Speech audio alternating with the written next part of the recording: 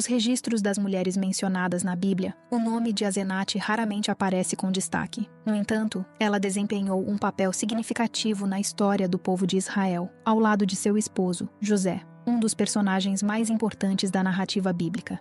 José se tornou o segundo homem mais poderoso do Egito, depois do faraó, e foi com Asenate que ele formou sua família, dando origem a 2 filhos que viriam a ser líderes de tribos de Israel. Embora pouco conhecida, Asenate faz parte de um capítulo fundamental da história bíblica. Sua união com José gerou Manassés e Efraim, filhos que mais tarde representariam 2 tribos entre as 12 tribos de Israel. Esse fato demonstra que, mesmo em meio a um contexto de sofrimento e provações, José recebeu de Deus uma dupla bênção por meio de sua descendência. A história de Asenate é mencionada no livro de Gênesis. No capítulo 41, encontramos José interpretando os sonhos do faraó com sabedoria e discernimento, o que o leva a ser nomeado governador do Egito, com autoridade sobre toda a terra. Como símbolo dessa nova posição, o faraó concede a José vestes finas, um colar de ouro, um anel com o selo real e, por fim, Asenate como esposa. O versículo 45 de Gênesis 41 registra: Deu faraó a José o nome de Zafenate-Paneia, e lhe deu por mulher Asenate, filha de Potífera, sacerdote de On. E saiu José por toda a terra do Egito. Mais adiante, no versículo 50, Asenate é novamente mencionada. Antes dos anos de fome, nasceram 2 filhos a José, os quais lhe deu Asenate, filha de Potífera, sacerdote de On. Os filhos de Asenate e José foram Manassés e Efraim, nomes que carregam significados profundos. Eles são citados novamente no capítulo 46 de Gênesis, quando Jacó, pai de José, vai ao encontro do filho no Egito. Deus promete a Jacó que fará dele uma grande nação, e o texto enumera os descendentes de Jacó que foram para o Egito, incluindo os netos Manassés e Efraim. Com a presença desses 2 filhos, o total de pessoas da família de Jacó que desceram ao Egito chegou a 70. Conforme vimos, o casal teve 2 filhos. O primeiro recebeu o nome de Manassés, cujo significado é aquele que faz esquecer. José explicou a escolha do nome dizendo: Deus me fez esquecer de todos os meus trabalhos e de toda a casa de meu pai. Gênesis 41, 51. O comentarista bíblico Matthew Henry interpreta essa escolha como um símbolo do desejo de José de deixar para trás as dores do passado. Apesar de ter suportado muitos sofrimentos, como o abandono pelos irmãos e os anos de escravidão e prisão, José agora podia viver uma nova realidade ao lado de sua esposa e filhos. A nova túnica dada pelo faraó marcava o fim do tempo da túnica de muitas cores, que representava um passado de traições e inveja.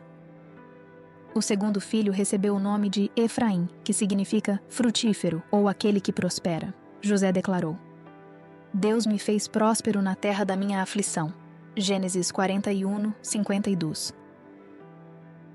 Antes de alcançar a posição de destaque, José havia enfrentado grandes adversidades no Egito. Foi acusado injustamente pela esposa de Potifar e lançado na prisão, mesmo sendo inocente. Ainda assim, com a bênção de Deus, ele foi exaltado e teve sua vida transformada.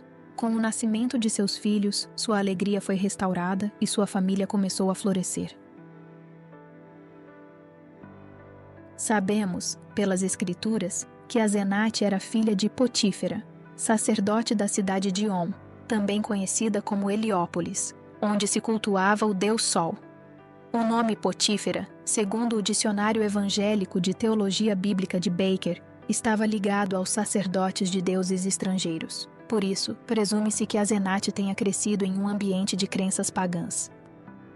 Entretanto, a Bíblia não nos dá detalhes sobre se Asenate permaneceu seguindo essas crenças depois de se casar com José. Há tradições rabínicas que sugerem que ela teria se convertido à fé no Deus de Israel. Ainda assim, esse ponto permanece como uma possibilidade, e não uma certeza bíblica.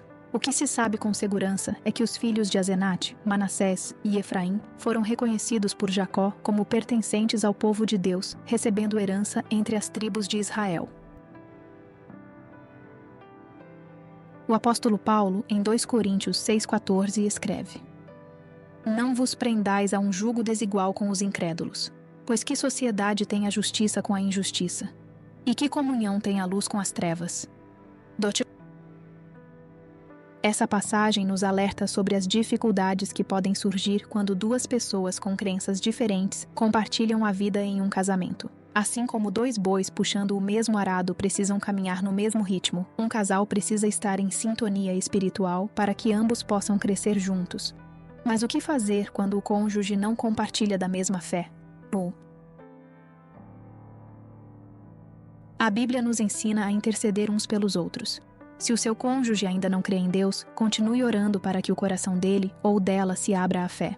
Como diz Efésios 6,18. Orai em todo o tempo no Espírito, com toda oração e súplica, e vigiando nisso com toda perseverança e súplica por todos os santos.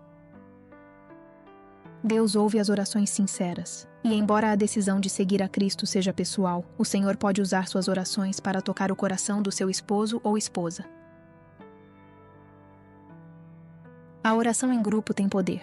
Unir-se a outras mulheres que vivem situações semelhantes pode trazer consolo, força e apoio. Gálatas 6:2 nos encoraja dizendo: Levai as cargas uns dos outros, e assim cumprireis a lei de Cristo. A comunhão com outras mulheres de fé é um lembrete de que não estamos sozinhas em nossas lutas. Compartilhar orações e experiências pode ser uma grande fonte de encorajamento. Jesus nos ensinou com seu exemplo, e não apenas com palavras. De forma semelhante, uma esposa ou esposo pode ser um testemunho vivo do amor de Cristo dentro de casa. Em 1 Pedro 3, versículo 1-2 lemos: Semelhantemente vós, mulheres, sede sujeitas a vossos próprios maridos, para que também, se alguns não obedecem à palavra, pelo procedimento de suas mulheres sejam ganhos, sem palavra, ao observarem o vosso honesto comportamento cheio de temor. A maneira como vivemos fala muito sobre nossa fé. Um comportamento íntegro, amoroso e cheio de reverência pode tocar profundamente o coração de quem convive conosco.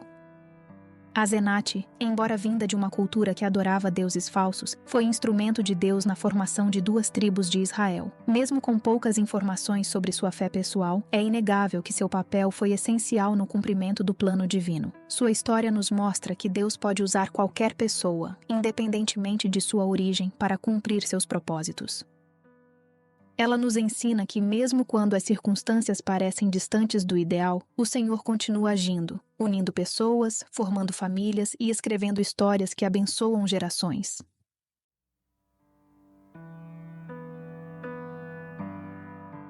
Espero que tenha gostado deste estudo bíblico. Deixe seu comentário com uma sugestão. Você gostaria de conhecer mais a fundo a história de quem?